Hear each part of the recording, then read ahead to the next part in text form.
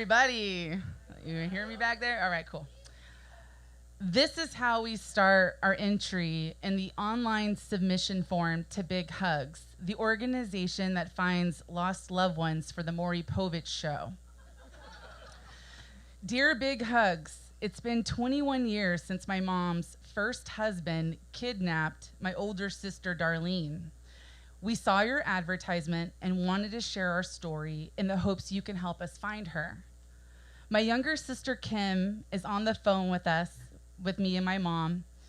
Christy, really try to stress how much we need their help. Make them feel something.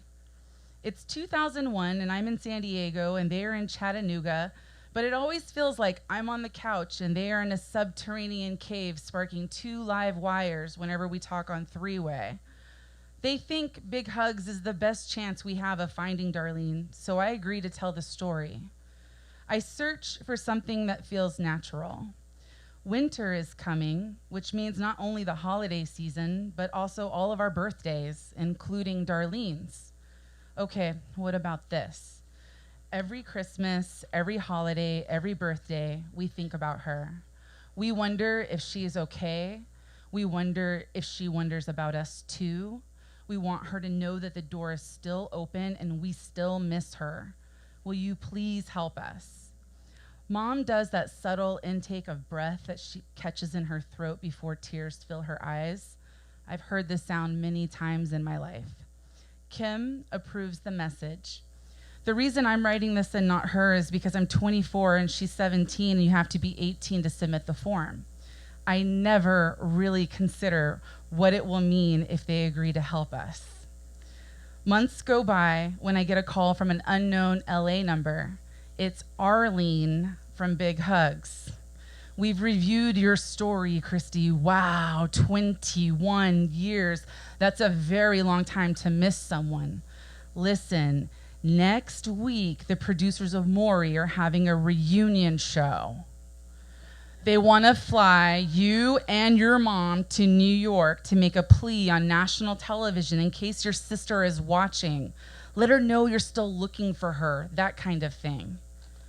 My tightened butthole says, nah, I think I'll pass. But Darlene hasn't met Kim, so the soft heart rooted in my chest beats out a yes. Whatever we have to do to reunite Mom with her missing child, let's do it.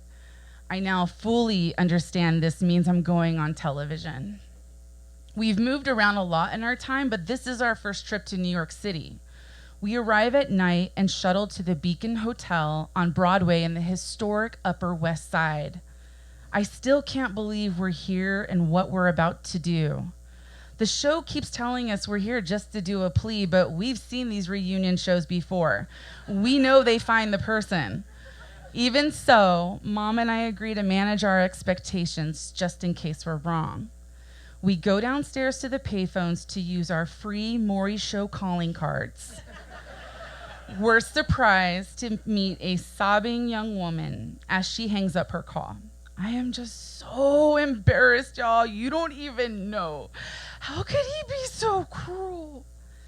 Hiccups gather in her big bosom as she ugly cries with complete abandon, tears streaking through drag-level foundation. Mom and I stand there for a second because it's like we walked into the middle of a conversation we were already having with this stranger. Exercising her career Southern waitress skills, Mom leads with, "Hun, are you okay? Can we help you?"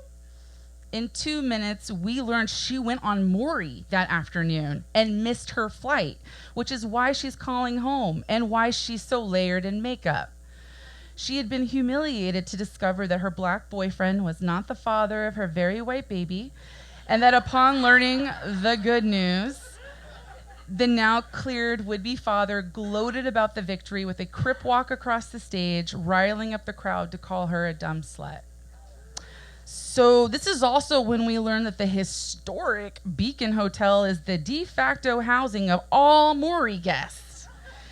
My head spins listening to her story and thinking about our own. Here we are in this so-called renowned place of wealth, and for what? So the media machine can profit from our poverty.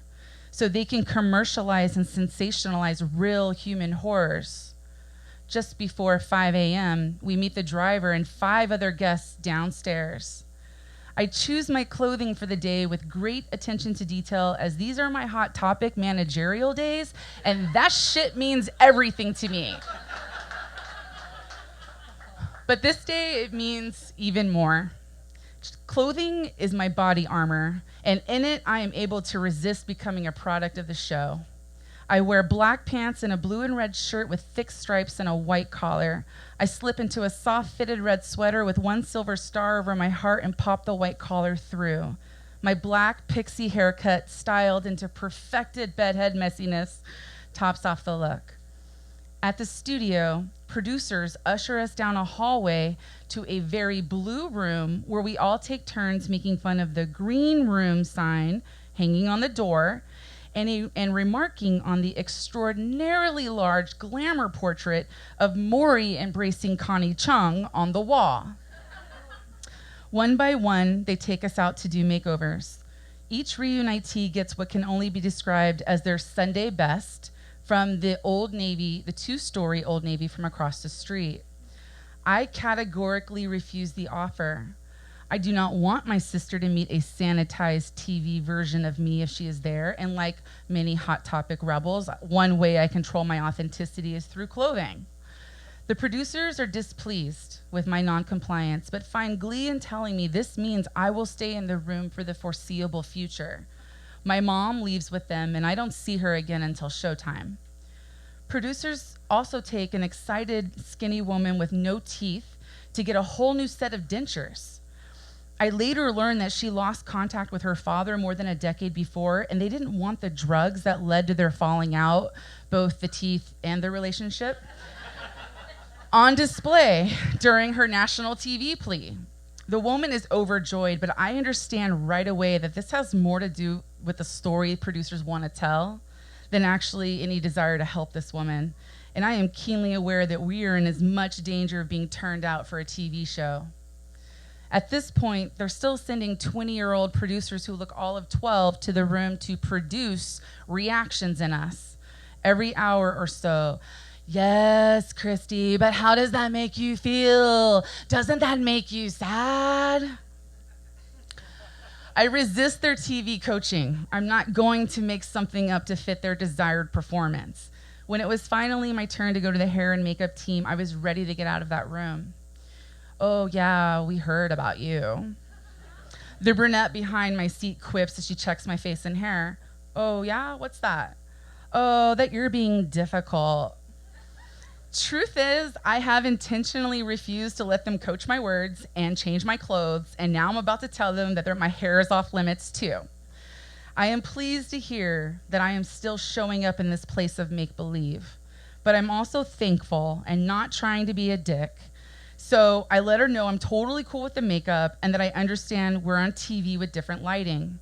When I returned to the blue room a half hour later, a boy of no more than 6 blurts out, "Wow, you are so pretty now."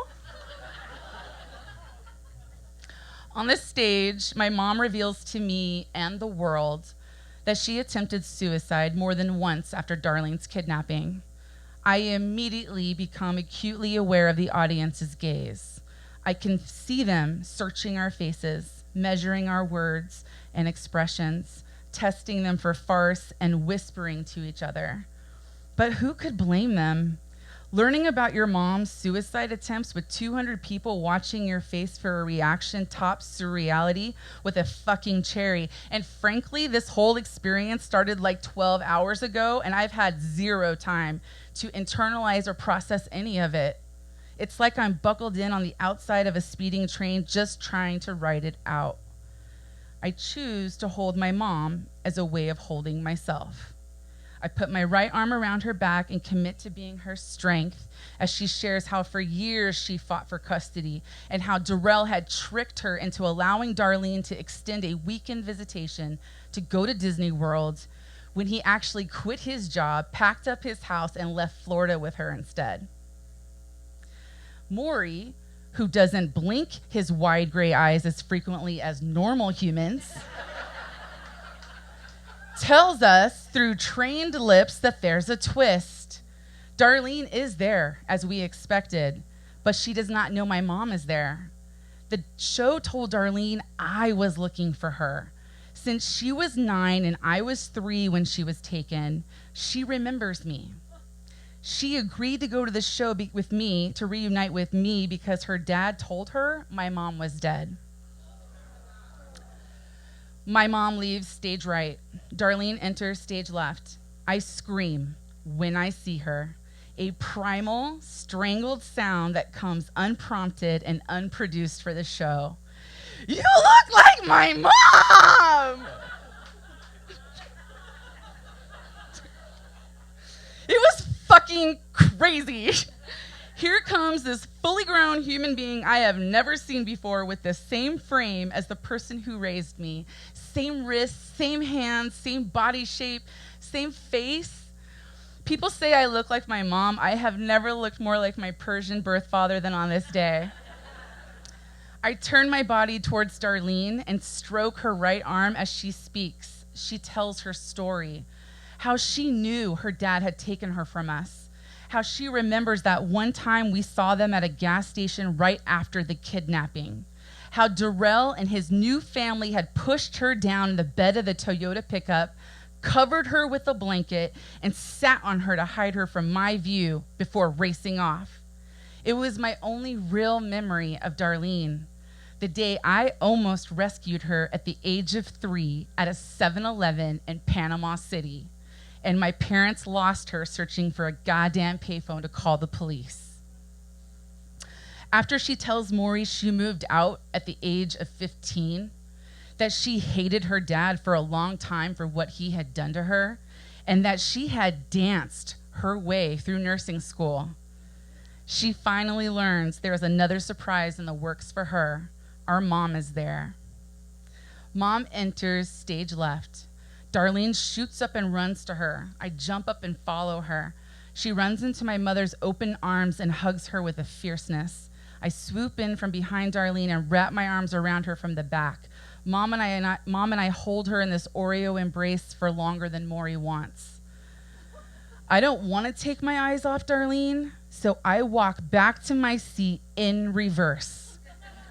I literally put one foot behind me and keep doing that all the way to my seat, where I sit down without ever taking my eyes off her. Mom and I flank Darlene. We learn that she's living in Memphis, a mere 2 hours from Mom. We are all crying in our seats, babbling, touching, stroking, hugging. Maury is saying something, but his words don't penetrate our bubble. He steps behind the 3 of us, extending his arm in victory. He makes the concluding statement about the joy of our reunion as he cuts to commercial. I'll never get that older sister experience I fantasized about because Darlene was robbed of the chance to be one, and who we are and how we see the world does not wrap up nicely like a TV show. But our mother got a miracle on Maury that day, and for this reason alone, I have no regrets. Christy Ball, everybody. Give her a hand.